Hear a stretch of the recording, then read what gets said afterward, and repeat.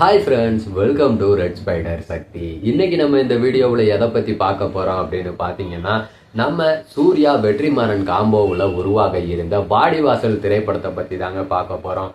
அதுக்கு முன்னாடி நீங்கள் இன்னும் நம்ம சேனலை சப்ஸ்கிரைப் பண்ணாமல் பார்க்குறீங்கன்னா சப்ஸ்கிரைப் பண்ணிக்கோங்க. அப்படியே பக்கத்தில் இருக்க பெல் ஐக்கானையும் கிளிக் பண்ணிக்கோங்க. இப்போ வீடியோக்குள்ளே போகலாம்.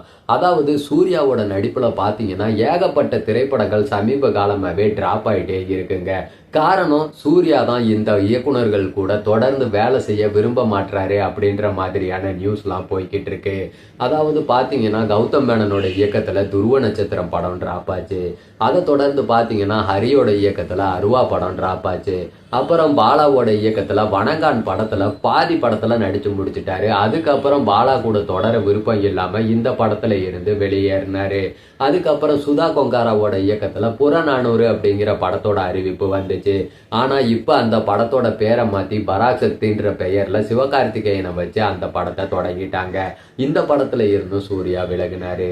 இதே போல பல வருஷமா சொல்லிட்டு இருக்க வாடிவாசல் திரைப்படத்துல இருந்தும் சூர்யா விலகிட்டாரு அப்படின்ற மாதிரி ஒரு நியூஸ் இப்ப கிளம்ப ஆரம்பிச்சிருக்குங்க.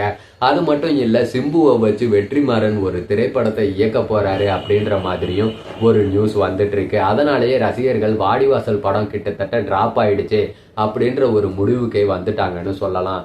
அதாவது சூர்யா பாத்தீங்கன்னா முழு கதையுமே எழுதிட்டு வாங்க, அதுக்கப்புறம் பாத்துக்கலாம் அப்படின்ற மாதிரி சூர்யா வெற்றிமாறன் கிட்ட சொல்லி இருக்காரு. ஆனா வெற்றிமாறனுக்கு அந்த பழக்கமே இல்லையா. இப்படி நீங்க முழு கதையோட வந்தீங்க அப்படின்னா இந்த படத்தோட ஷூட்டிங்க தொடங்கலாம்.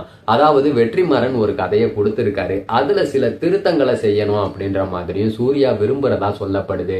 ஆனா இந்த தகவல் எந்த அளவுக்கு உண்மைன்றது தெரியலைங்க.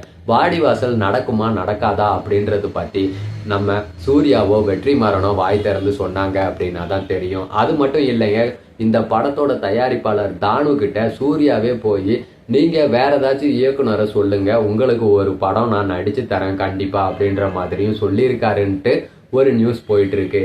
இந்த நியூஸ்லாம் எந்த அளவுக்கு உண்மைன்றது நமக்கு தெரியலைங்க.